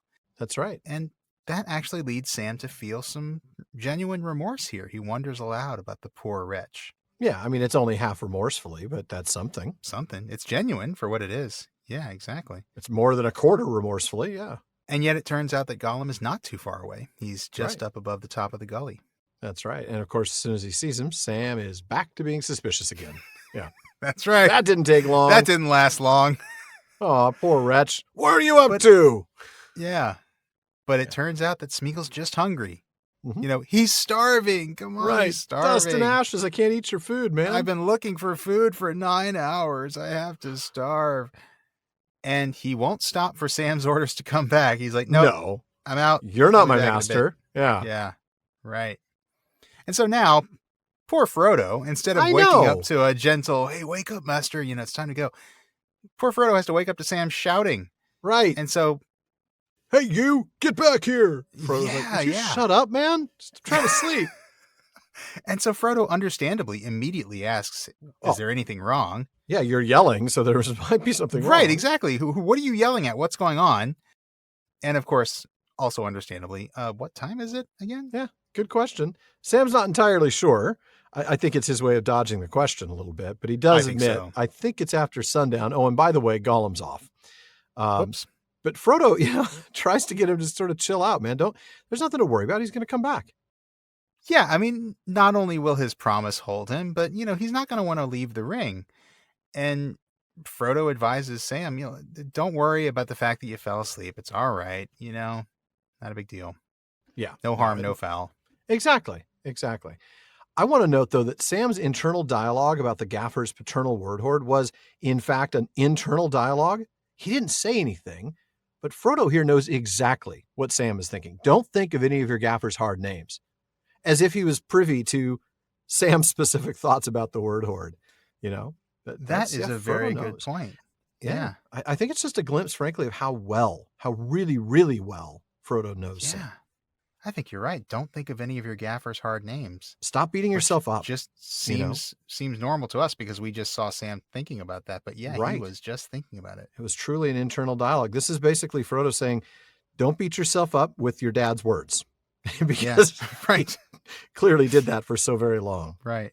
Charming. Well, that's a good catch. Gaffer. Oh, thank you. Well, there's your 2 catches for the episode. We're there you go. Now. That's it. If there are any more, they're purely accidental. It's all downhill from here. That's right. But yeah, Frodo says, and I think rightly, look, all's well that ends well. I mean, yeah. We're both alive and we're well rested, so let's just take what we got out of it and count it a win. Yeah, absolutely. And we needed that rest, by the way, because the worst road is ahead of us, and that is exactly where I'm going to have you pick up. All right. About the food, said Sam. How long is it going to take us to do this job? And when it's done, what are we going to do then? This whey bread keeps you on your legs in a wonderful way, though it doesn't satisfy the innards proper, as you might say. Not to my feeling, anyhow, meaning no disrespect to them as made it. But you have to eat some of it every day, and it doesn't grow. I reckon we've got enough to last, say, 3 weeks or so, and that with a tight belt and a light tooth, mind you. We've been a bit free with it so far. I don't know how long we shall take to finish, said Frodo. We were miserably delayed in the hills. But Samwise Gamgee, my dear Hobbit, indeed, Sam, my dearest Hobbit, friend of friends, I do not think we need give thought to what comes after that. To do the job, as you put it, what hope is there that we ever shall? And if we do, who knows what will come of that? If the one goes into the fire and we are at hand, I ask you, Sam, are we ever likely to need bread again? I think not. If we can nurse our limbs to bring us to Mount Doom, that is all we can do. More than I can, I begin to feel. Sam nodded silently. He took his master's hand and bent over it. He did not kiss it, though his tears fell on it. Then he turned away, drew his sleeve over his nose, and got up, and stamped about, trying to whistle, and saying between the efforts, "Where's that dratted creature?" It was actually not long before Gollum returned, but he came so quietly that they did not hear him till he stood before them. His fingers and face were soiled with black mud. He was still chewing and slavering. What he was chewing, they did not ask or like to think. Worms or beetles or something slimy out of holes, thought Sam. Brr! A nasty creature. The poor wretch. Yeah, well, I guess if you're not going to eat the lembas. Gotta find something to eat. It's like when you make a dinner for your kids and they don't eat it, and what do you end up giving them? Well, they don't get worms. They get like a peanut butter sandwich. But maybe if you gave them worms, they'd eat the food. Maybe so. That would do it. All right. You can have cauliflower or worms. Yeah, here's your bowl of worms, son, because you didn't want to eat your dinner. No, Right. I kid. Great passage. I really, really love this passage. Yeah. I mean, I hate it too, right? It's so deeply sad. It's bleak, but it's also very serene and accepting. It is. Let's start back at the beginning. Sam, obviously, very reasonably expressing his concern about food for the journey. And he says it's not just to our destination, but when it's done, as he says. Yeah. And then he makes a very hobbity observation. I like that. He points out that while the lembas gives strength, keeps you on your feet, doesn't really satisfy your hunger. Not the way that a hobbit wants. No. And again, being Sam, he's got to say, well, no disrespect to them has made it, of course. Well, right, because them has made it as the elves. I love elves and all, and elves are great, and everything elvish is awesome, but, come on, this is not a great big old bacon and eggs meal with a big old loaf of bread. This is not as satisfying as a full-blown hobbit meal. Right. And, here's the other thing. It's all they have, and he thinks it's enough to get them there, but he points out all we have is what we have. It doesn't grow, which, by the way, is a great phrase. It's unfortunate. It'd be nice if you had trail food that grew. Yeah. But and he points out, look, we're down to 3 weeks, and that's with a tight belt and a light tooth. Yeah. And then Frodo freely acknowledges he does not know how long it'll take. How would he, right? I mean, what's he going to do? Pull it up on Google Maps? How long? I'm not taking public transportation. I'm on foot. How long is it going to take me to get to Mount Doom? Yeah. Yeah. Yeah. And obviously there are variables in play too. Oh, yeah. I mean, we were just delayed in the Aemon Muil. Right. Remember that it's late on February 30th now, and they crossed the Anduin on February 26th. Right. It's taking 4 days already. Yeah. Yeah. And if I tick the box that says no toll roads, it's going to take us even longer to get there. It's going to take even longer. Yeah. I know. No. He then points out, look, it seems, I hate to say this, Sam, very unlikely that we need to consider the after. But I love the way he puts this. First, he says, Samwise Gamgee, my dear hobbit. But then he corrects himself, and it just almost brings tears to my eyes. Mm-hmm. Sam, my dearest hobbit, friend of friends. Friend of friends. I want to linger there for just a moment. Yeah. Sam's friendship and support means so much to Frodo. And yeah, I think we need to recognize that. A lot of times we talk about the loyalty that Sam feels toward Frodo. We see this incredible devotion, and this master-servant relationship still exists, right? We see this incredible I'd do anything for Frodo sort of thing. But this line makes it abundantly clear how much Frodo loves and appreciates Sam. Absolutely. I mean, this is, you really see that friendship between them. And I remember we talked about this a few weeks ago in our intro to the season. Yeah. We talked about how this friendship is going to develop over time. And yet I think we were not remembering this scene, honestly. I don't comfortable think we did saying at the time, wasn't. no. I wasn't thinking of this scene, and how you really see they are already close friends. Very. Friend of friends. Yeah. Frodo definitely appreciates the sacrifice that Sam is making by just being here with him. Mm-hmm. Yeah.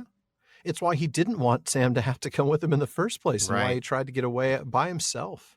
Right. Yeah. Right. It's lovely. It really is lovely. It really is. As is Frodo's just pure acceptance of the simple reality that, look, we don't have much hope of, well, A, of even finishing this quest to begin with. It's true. But B, if we do finish it, there's certainly no hope for after that. I mean, No. if we get the ring into the fire, how the What heck do you are we think's going to get gonna out of there? happen? It's not like Right. It's not like we're going to just walk out of there. I mean, That's a volcano in the middle of it's a Sauron's volcano. country. Yeah. Right. Exactly. We are not just going to be able to waltz in and out. That makes me think, yeah, we should talk about this, right? Did Frodo Mhm. see this as a one-way mission even back at the Council of Elrond? I doubt that he saw it as a one-way mission that far back. Yeah. Maybe. I'm sure he knew there was a possibility. Yeah, I think that's fair. I don't think he knew for sure. I'd be willing to bet at that point he was still he's probably thinking, oh, maybe I'll die on the way there. Yeah, maybe the risk would be getting it there, but once I'm there, Yeah. I can complete the Yeah. task. Yeah. But then that raises the question, when did he realize Right. that this was a one-way mission, even if he succeeds? Right. When did he understand that this was going to end in his death, or at least in his mind, that it would end in Right, his yeah. death? Maybe when Gandalf fell in Moria? I wouldn't be surprised. I think that might be Yeah. that might be it, because that is when the idea of somebody in the Yeah. Fellowship dying first became a real possibility to him. Yeah. Now, you know what I mean? Not a real possibility. I mean, he knew it was a possibility, but like it actually happened, and he had to face the fact that it Well, right. can actually happen. It had actually happened, exactly. And to the most powerful person in the Fellowship. Right. And we saw how that profoundly affected Frodo, and maybe just a little Oh, bit of that was absolutely. him realizing, wow, that could be me. And that probably will be. Yeah. I mean, if Gandalf died just getting us this far, Yeah. what are the odds of me making this? Yeah. And certainly at the point at which he realized that he was going to have to go on to Mordor alone, Oh, yeah. Yeah, when at Parthgalen, when he left. maybe if there's a possibility that Gandalf is going to come with him to Mordor, or, Sure. you know, he knows Boromir and Aragorn are going to Minas Tirith. But, you know, maybe if he thought that there was somebody else going with him to Mordor, maybe he thinks there's a way that he can get back. But once he leaves at Parthgalen and it's just him, and then him and Sam, he has to know Yeah. then. Yeah, He I has think to you're know. right. He doesn't say anything. He doesn't want Sam to think about it. But that is also why he doesn't want Sam to come with him. Yeah, because he knows at that point. So, yeah, I think you're right. We've kind of just answered our own question there. He didn't want Sam to come because he knew by that point, whether that knowledge came at the Council of Elrond, in Moria when Gandalf fell, afterwards maybe when they were in Lothlorien and he was reflecting on that, or at the very moment that Boromir tried to take the ring and he had to flee by himself. Mhm. At some point in that time range, he recognized this is a one-way mission. Right. And because of that, that's why he wanted him to go on himself. Yeah. That's right. And he even said that to Sam. It would be the death of you to come with me, Sam. Yes. And I could not have borne that. Yeah. And he says that in response to Sam saying hyperbolically, it'd have been the death of me if you'd left without me. But So Frodo's you don't being get it. very It would be literal. the death of you if you It would came. Yeah. literally be the death of you if you came with me. Yeah. And yeah, maybe at the time you're just thinking like, oh, well, yeah, because he's going to die on the way to Mordor. He's not going to succeed in the mission. But I think even then he knew that Yeah. death was the likely outcome, even if he succeeded. I think so. Man, I mean, it seems clear to me at the very least that this isn't a thought that just came to his mind. very much This is so. he's too much at peace with this Yeah. for this to have been He- something that he he's just had time realized. to chew on this and to accept it. Absolutely. Yeah. He's not struggling with this at all. No. Mm. Man. And yet he does it anyway. He knows Yeah. he has Yeah. to do it. You're right. And we'll get into that in just a moment, because, Sure. you know, he says, like, even though we are going to die, we just need to worry about dragging our bodies to Mount Doom. Let's That's just all we get gotta there do. and let's get the job done. Doesn't matter if we're going to die on the way back, on the way there. Let's just do what we can. Let's get ourselves there. Absolutely. That takes me back to the beginning of last chapter, right? The beginning of the season, in a way, when Frodo expresses his belief that it was his doom, right? His fate to get to Mordor. You know, whether Mhm. it's going to be good or ill that shows me the way, I don't know, but it's my fate to go there. Mhm. He sees this fate ahead of him, but he still works toward the goal, even though he knows, or at least he thinks he knows, that it won't end well. Right. And that is so Germanic. I mean, that is that Beowulf. Oh, isn't it? That's ethos, Beowulfian. you Yeah, know? absolutely. Yeah. That is, you got to do this thing. You know it's Yeah. going to end in your death, or you think it's going to end in your death, but you're going to do it anyway because But it you has to be must done. still do it. Yeah. Somebody It has has to go to be out done. there and do battle with the monsters. Mm. Man, it's amazing. The courage that Frodo Absolutely has. amazing. Yeah. Yeah. This isn't fatalism, right? That's the thing. This isn't No. Fatalism would be like, well, we're going to die, so I'm just going to sit here and I'm just, Right, just going to go to right. sleep and just stay here. That's not that at all. He is willing to make the effort and strive and do everything it takes to go do this thing that will cost him his life. Right. That he, again, believes will cost him his life. Yeah.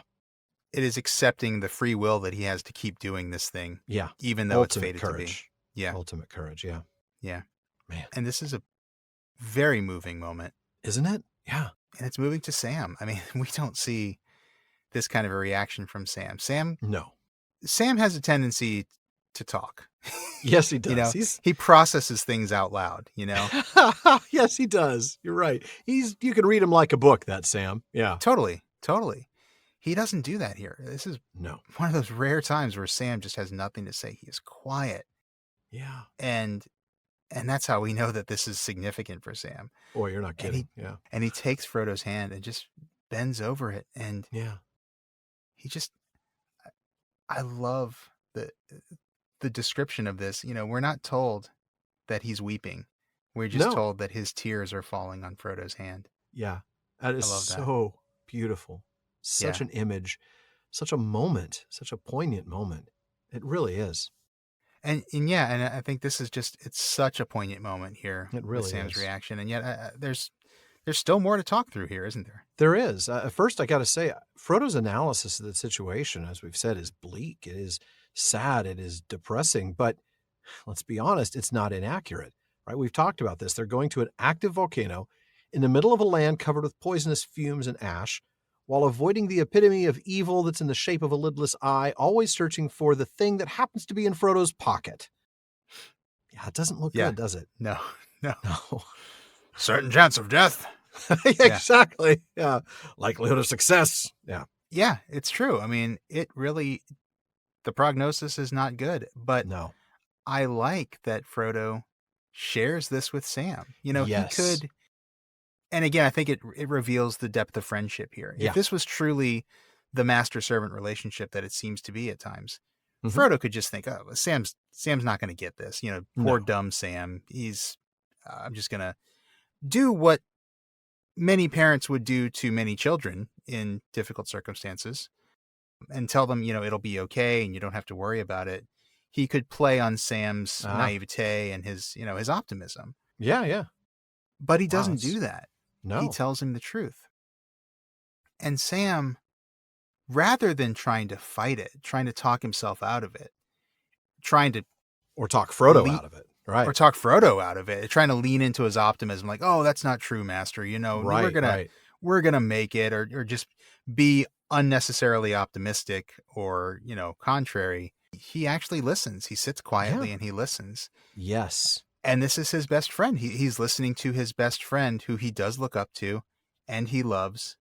And he's hearing his friends say that the best that they can hope for is to accomplish their mission and die. The best. You're right. That's the best option that they can hope for. Yeah. The worst is to not accomplish the mission at all, to die beforehand. But the best. You're not going back to the Shire to marry Rosie Cotton, dude. No, man. You're going to accomplish, if you're lucky, you're going to accomplish your mission. Yeah. And die. If we're very, very fortunate, we will accomplish the mission and then die. Yeah. This is powerful. And Sam accepts this and he nods. He nods silently and he accepts it. Yes, he does. And the fact that both of them are able to accept this so much, it speaks not only to that Germanic ethos, which is all very cool and very courageous, but this is also just a simple human moment of hope, isn't it? It is. It really is. They are not despairing. No. That's a good point. Thank you. And they're not hopeful that they're going to survive. Again, they're just hopeful that they're going to accomplish the mission and do something good before they die. Yeah. They're hoping that their lives will mean something and that their deaths will not be in vain. Yeah. And the fact that death is, at least as far as they can tell, inevitable. Yeah. doesn't make them despair. That's a very good point. Oh, well, we're going to die anyway, so it doesn't matter.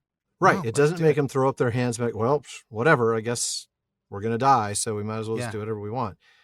No, we talked about that. This is not fatalism.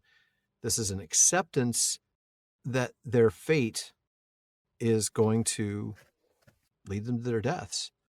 Yeah. But they're going to do everything in their power to accomplish the goal first. Yeah. Man. Yeah. It is absolutely amazing. Incredible hope and despair moment, isn't it? It is. It Ah. really is. And it's incredibly powerful. I think we could spend a whole lot of time there. But Sam, of course, can't, because he can't stay quiet for too long, right? The emotion gets to him here. He has to change the subject before he cries too much. So, he turns away and he's stamping around. Where's that dratted creature? Blah, blah, blah. Yeah. I love I know. Sam. He kind of has to deflect a little bit, doesn't he? He does. He has to.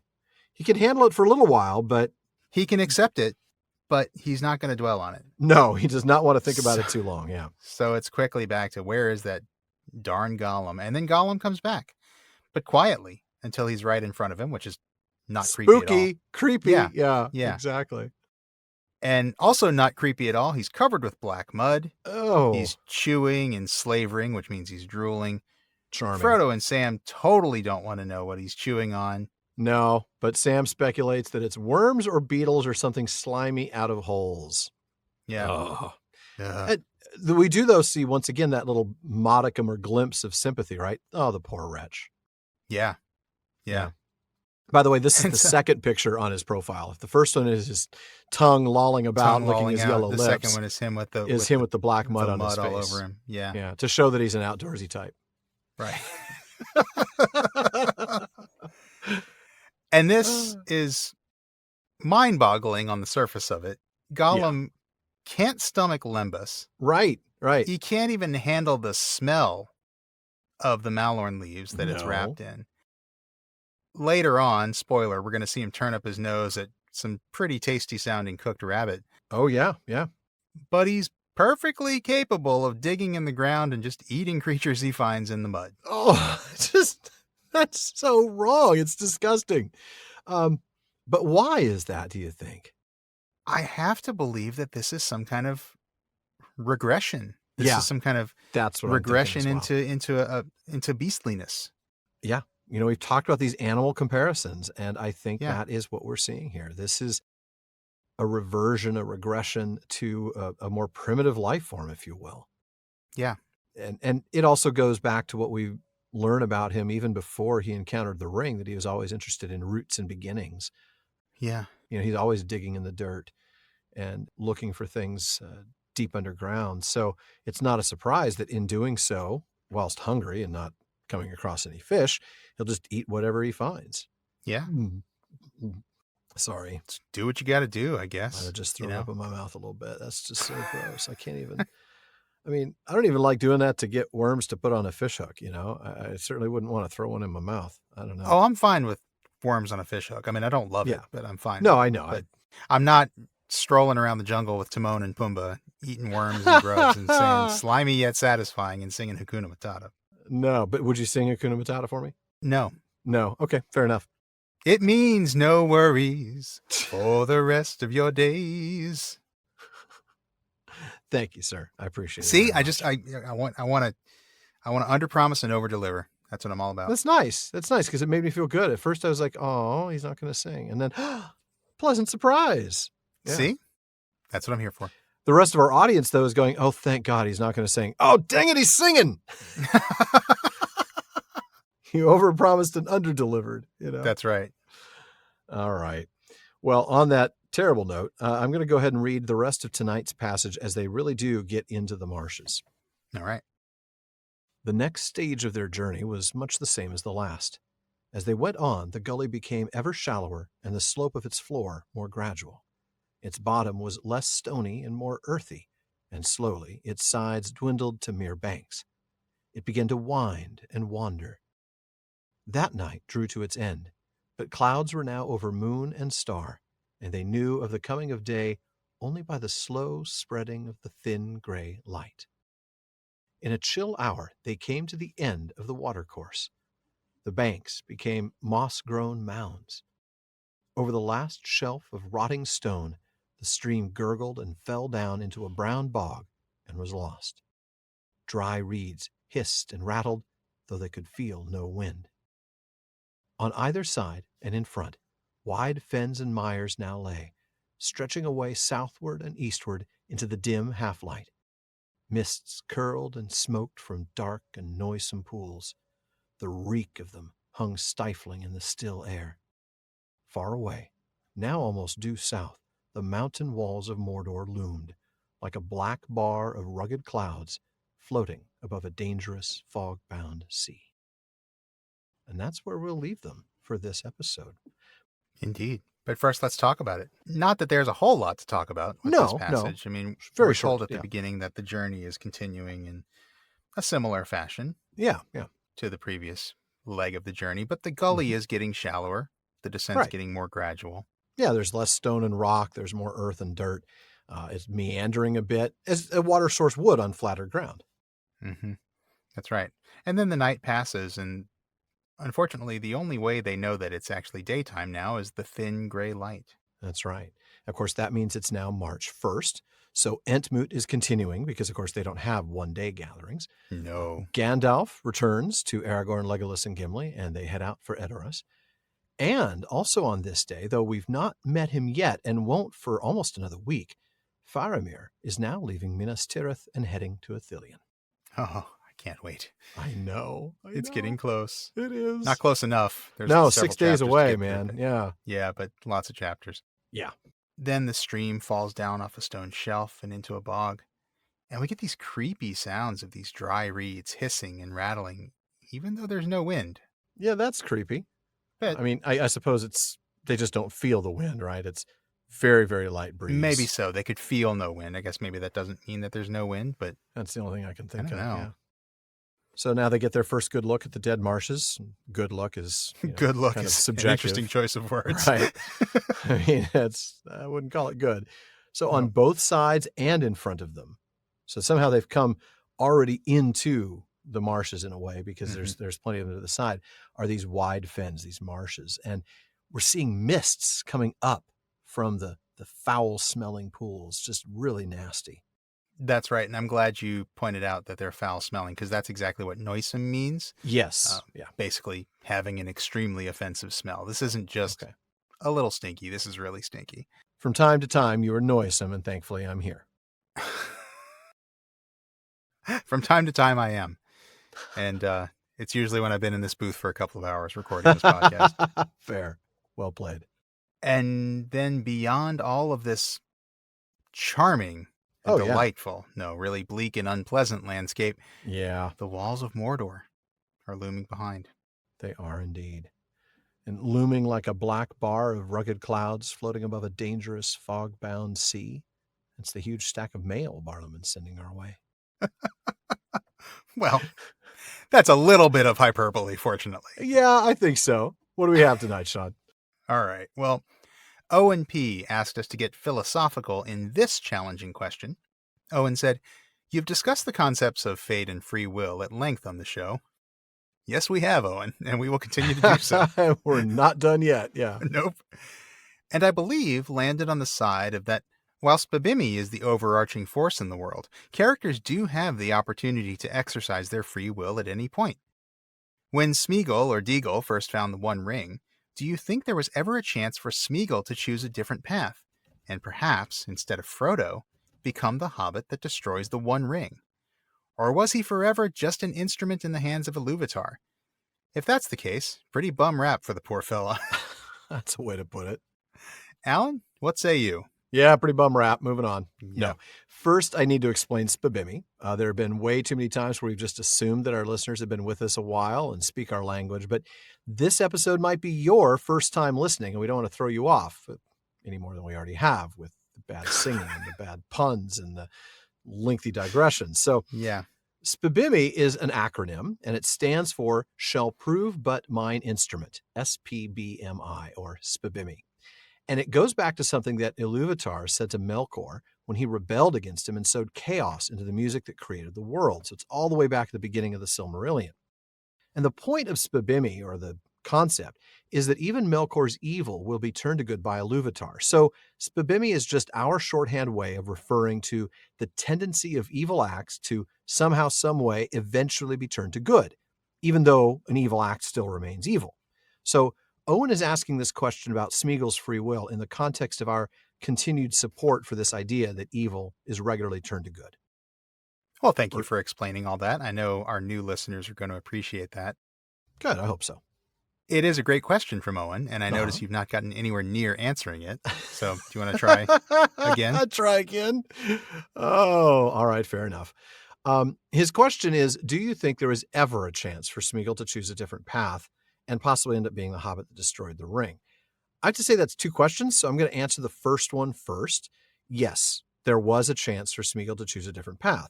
Sure. While the ring definitely had some influence over him before he took possession, it didn't have control over him, certainly not prior to his murder of Deagol and his taking possession of the ring. We talked about this in our answer to another question last month, about 3 episodes ago, 227.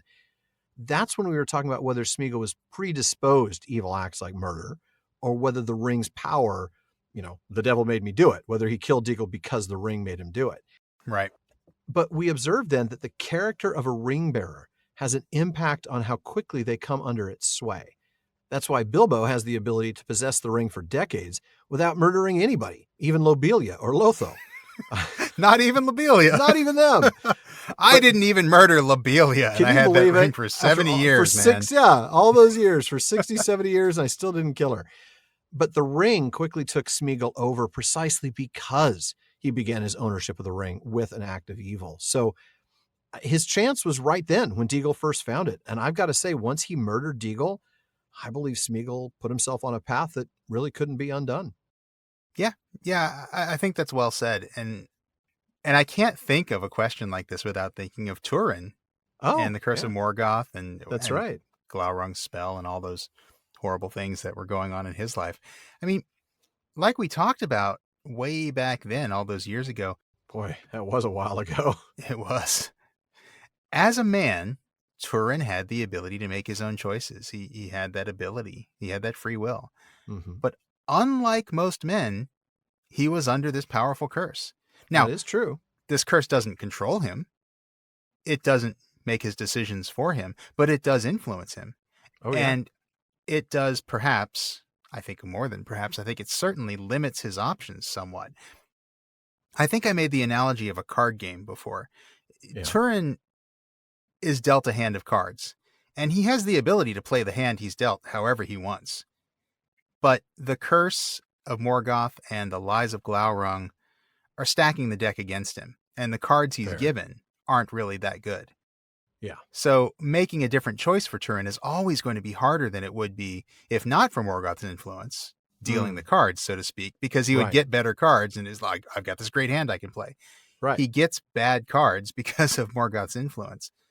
But it is still possible for him. It has to be possible for him to do something better with what he was dealt. He has to. Yeah. He could have made the right choices. He has to be willing to make the right choices and play that hand the best he can. Here, I think we see something similar. I think the ring definitely influenced Sméagol early on and put him on a path to evil. But until the point where it eventually possessed him, essentially, even though he thinks he possessed it, it was only influence and not control up to that point. Yeah. And that's whether that point was at the murder of Deagol or at some point later on. Until that point, Sméagol could have made a different decision. He could have stepped off that path. And I think he could have done that at various points throughout his life after that murder, too. Maybe. I think it would have been a lot harder after that. It would have been a lot harder. Absolutely. Yeah, I mean, the thing is, though, even if he had made a different decision, like not killing Deagol, I don't know that he would have, to answer his second question, have been in the position to be the one to destroy the ring, because it wouldn't have been during his time that the ring was discovered to be the One Ring. Not possessing it meant that he would have lived his normal lifespan and died hundreds of years before. So no, I don't think Sméagol could ever have been the one to destroy the ring, even if he didn't kill Deagol. If Deagol took the ring, then what? Well, then Deagol's got it. Yeah. I mean, it certainly seems that way, knowing the timeline that we know of the story. Yeah. I mean, I guess there's an alternate universe version of this, the Okay. the Avengers Endgame version of this. I was wondering where you were going with that. Okay. Imagine. Okay, let me come at it this way. So Thanos does what with this? I just Right. want to make sure I'm getting this right. So, well, part of why it wasn't discovered to be the One Ring until later is because Gollum had it hidden beneath the mountains that's for fair. centuries. That's fair. Yeah. 500 years, it disappears. Nobody has it. I mean, it's been gone for longer than that, but I mean, Right. it was at the bed of the Anduin for a long time, and then it's hidden under the mountains for 500 years. Mm-hmm. Let's imagine that maybe, just maybe, that identification of it being the One Ring happens earlier. Let's say Sméagol and Deagle come home happy. Sméagol's grandmother sees the ring. Oh, what's that thing? I don't know. We found it in the river. Oh, there's this guy, Lord Elrond in Rivendell. Go talk to him. Maybe he knows what it is. Okay. And she sends Sméagol and Deagle, who's still alive, to Rivendell. Well, yeah, because Sméagol hasn't choked him, yeah. Yeah, right. And there's a council, and Gandalf is there. I mean, I know these that's a lot of what ifs, but there's a lot of what ifs. There's a preposterous amount of what ifs here. Okay. But the question is it a possibility? I guess, yeah. I guess we can't deny that it's a possibility. It's a possibility. It's not very likely, but there's an alternate universe story there to be told of how it could have happened. But I tend to think things worked out exactly the way they had to, honestly. I think that's just the way Tolkien's world works.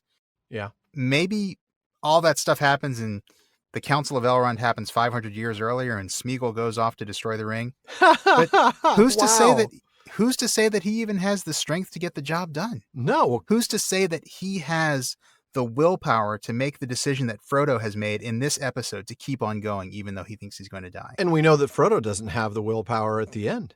Right. Sméagol certainly wouldn't have. And Frodo's the best hobbit in the Shire. Yes, he is. So how could Sméagol succeed where Frodo fails? And the only reason Frodo succeeds is because Sméagol is there to work against him. That's cool. Yeah. So I do think things worked out exactly the way they had to. Yeah. Is there a possibility? Sure. The merest of possibilities. Yeah. But at the same time, he's certainly not, how did Owen put it, right? That he's just an instrument in the hands of Iluvatar. That this is some sort of, that he's fated to make the choice to kill Deagle, that he's fated to take the ring and hide with it and become evil. No. I don't think he is, no. The choices that he made reflected his character. Full stop. Yeah, absolutely. Yeah, definitely. So, not so much a bum rap. He made his choice. No. And he suffered the consequences of it. And like we talked about recently, he does end up getting punished. He doesn't get punished immediately after he did the bad things he did, but he does fall into a volcano. Right. I mean, it's not the way I want to go. Not exactly. No, not at all. So that was a fantastic question, Owen. Thank you so much for that. That's Appreciate great. That. Yeah. Alan, I don't know. We're running a little long. Do we have time? We are running long tonight. I think we can have time for one more, only because I think it's a fairly lighthearted one and a quick one. Uriah S. in Ohio says, "Hi, guys. I was late to the party and have been working my way through the episodes. I just finished episode 141 on the Song of Eärendil and was wondering what are your guys' favorite adaptations of Tolkien's poetry, either in the movies, music albums, or YouTube channels. My personal favorite," he says, "is the Clamavi de Profundis." Oh, man. I like this question, Uriah. Thank you. Yeah, it's a good one. Yeah. I'm afraid my answers probably aren't going to be all that interesting. I mean, I kind of feel like people out there, like in our community, like they know stuff that I don't know anything about. They know so much. Yeah. Yeah. There's some really cool fan music out there that I just don't even know about. There's amazing stuff. Yeah. At the risk of seeming like really square, here goes. So first, some of the big name stuff. Call me a purist. I actually really like Donald Swan's arrangements from The Road Goes Ever On. That's fair. His version of Errantry. I know that's not explicitly a Middle-earth poem, but it's close enough. It is. Right? I mean, it's written by hobbits, right? Yeah. It's especially fun because that Gilbert and Sullivan quality really comes out in that version of that song. From the movies, I love Billy Boyd's haunting, mournful version of a walking song. Home is behind, the world ahead. I never think of it as a walking song anymore. I think of that as Tomatoes Popping song. But it is. That's the Tomatoes Popping remix of a walking song. Yeah, it is a very haunting arrangement. Beautiful. I love it. It's Yeah. absolutely beautiful. It completely changes that song. I know we've talked about this before, Doesn't but it? it becomes a completely different song. Yeah. Okay, here's something I've got in my collection that others might not know, and I have to give a hat tip to our old friend Jeff LaSala for turning me on to this a few years ago. Uh-huh. I think about 15 years ago, a group of musicians calling themselves The Fellowship released an album called In Elven Lands. Oh, I think I've heard about that. Yeah, it's a whole album inspired by Middle Earth and medieval music. It's got a really medieval music kind of sound to it. Yeah. There's a really interesting story behind the two different editions of the album, which I don't think I have time to get into. No. There was a second edition. They had to take somebody out. They actually had a very famous English progressive rock singer I will not name. Yeah, I won't go into who it was because I just don't think that's... Yes, you will. Yes. Yes, you will, Sean. Fine. It won't take people too much to figure out. It was actually John Anderson of Yes. Right. So yes, it was. But yeah, there. I don't know. There's a whole thing.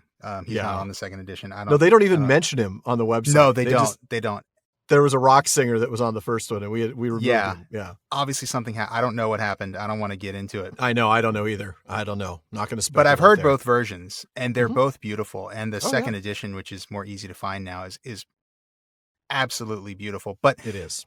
Getting back to Tolkien's poetry, because not all the songs on there are adaptations of Tolkien's poetry. That's fair. But there is a version of Elbereth Gilthoniel on there, which is just stunningly beautiful. It just sounds like a medieval hymn, and it just takes you right there to it. It just sounds like this is the way this song should sound. And I kind of love that. I mean, they've made a few odd choices with the pronunciation of the words to fit the meter, but it works so well, so I'm cool with it. With all that said, I love Clamavi de Profundis too. I think my favorite one by them is the Battle of Sauron and Finrod Felagund. I mean, that's just so epic, as it should be for that subject matter. But then, I mean, they've got a lot of other good stuff too. I mean, on the totally opposite end of the spectrum, they've got a really good version of I Sit Beside the Fire and Think, which is just simple, like, one singer, really folky, crackling fire effects in it. It's great stuff. I've heard a lot of their stuff, of course, and they are very amazing, no doubt, and absolutely impressive as can be. I have to confess that when we got this question, I honestly hadn't spent much time listening to musical adaptations of Tolkien's poetry, so I dove in and listened to some, again, outside of what's in the movies, and there are several of those. I guess I might as well mention those first. The gorgeous theme for Aragorn and Arwen that Enya performs for Fellowship of the Ring. Oh, yeah. Stunning, breathtaking every time. You mentioned was it the Clamavi de Profundis? No, it was the Fellowship version of Elbereth Gilthoniel. The Passing of the Elves on the Howard Shore score. Oh yeah, is similarly beautiful. Rich. Yeah, and that is beautiful. This almost a chant sort of thing. It's absolutely beautiful. Yeah.